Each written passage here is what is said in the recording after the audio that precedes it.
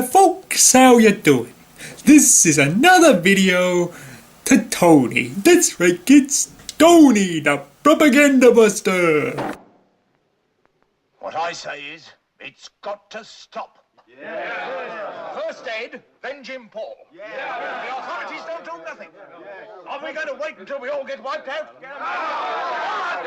Those that are with me, follow me!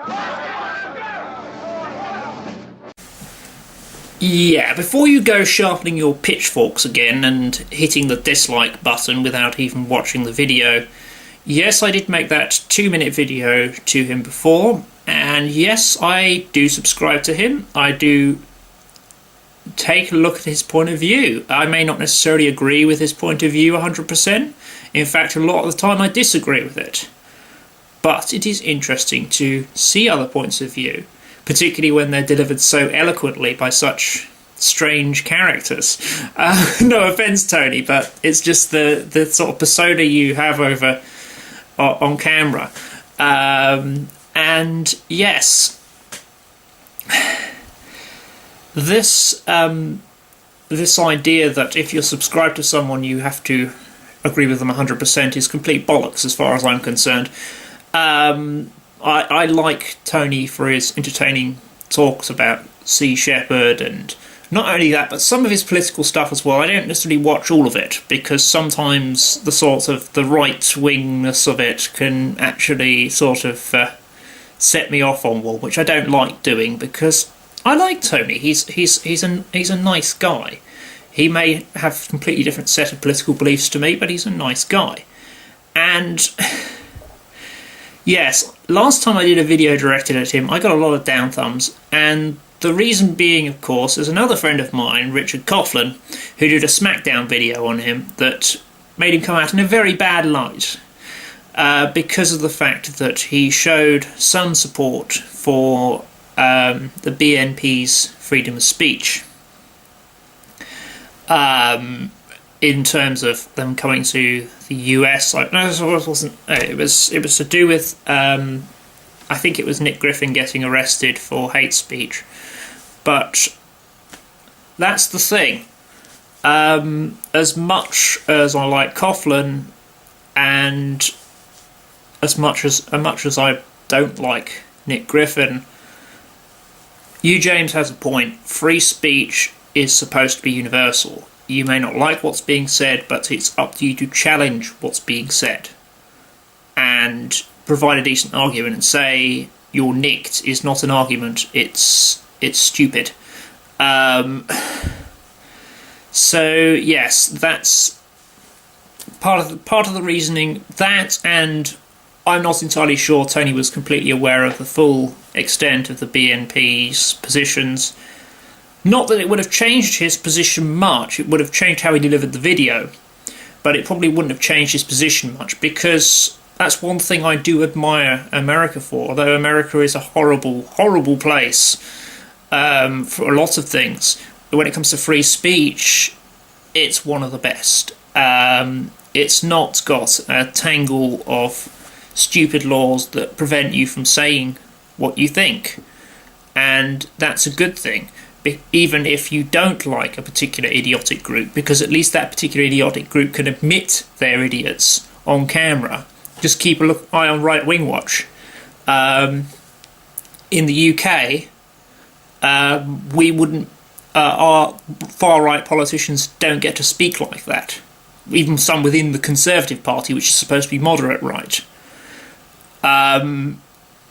they don't get to speak like that as freely. So they get popularity from people who may be voting for them, but not realising that these people actually are completely against their interests, which is bad for democracy, and it's bad news in general. Get on with it. Yes, get on with it. Yeah, I think I ought to get on with it. Yes, this is about a video. I can't remember which video it was. It's so far back, but the thing is, I haven't had the camera time over Christmas to do this video, and I've been wanting to do it for a while. So apologies, I can't make it a video response to that specific video, Tony. Sorry about that. but it's to do with your opinion on the death penalty. I don't know if you're aware, you probably are, I think you're a church warden, aren't you? The death penalty is actually opposed by the Catholic Church officially.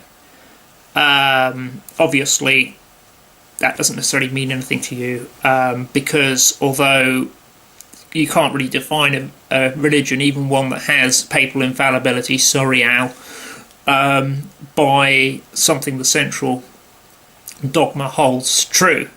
There's always going to be variation. As my great-grandfather used to say, there are as many denominations as there are people. Yeah, he was a bit strange. Anyhow, I was hoping to see actually a video where you talk about your opinion on death penalty in more detail, because my opinion on the death penalty somewhat varies, depending on circumstance. I was originally very pro. Younger years, I was very pro. I didn't see why we should be keeping a lot of these monsters alive. And that's the thing, though, when I really thought about it, I wasn't thinking about your average murderer, your average your average rapist, whatever. I was thinking about the ones who are sort of totally beyond redemption, and that's a difficult one to judge these days because of the way the media blows everything out of proportion. And there is an element of trial by media in absolutely every case, which is annoying. But at the same time, when we're talking multiple murders, characters who, I mean, the worst serial killer we had in this country, Dr. Harold Shipman, killed over 70 people without being detected because, of course, he was a doctor. So,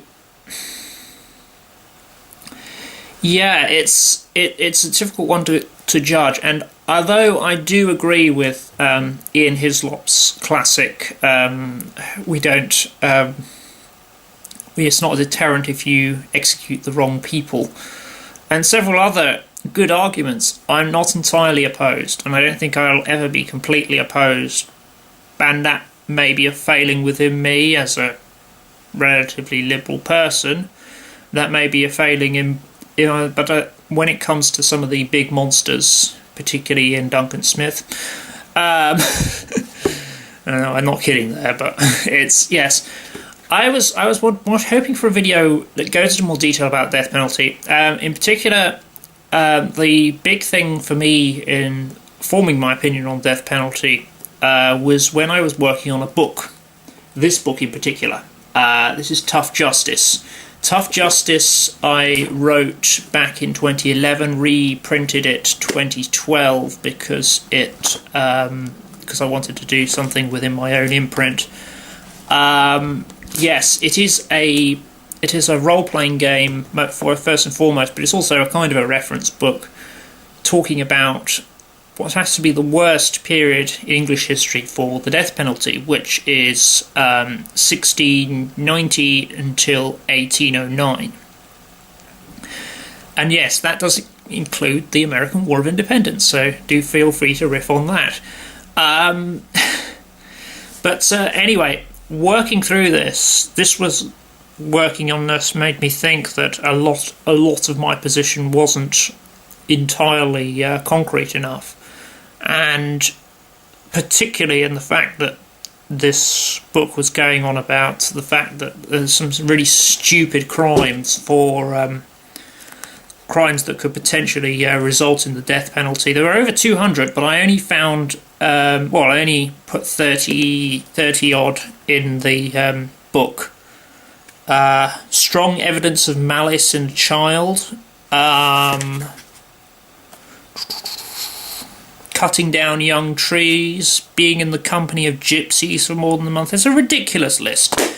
And yes, I'd be interested to hear your thoughts, Tony. I'd be interested to hear anybody else's thoughts. When it comes to the death penalty, it is a very emotive issue, I understand that, although I don't really have that much empathy, being autistic.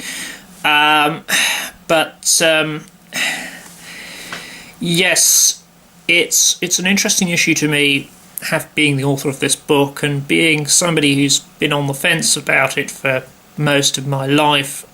And yes, love to hear your thoughts, people.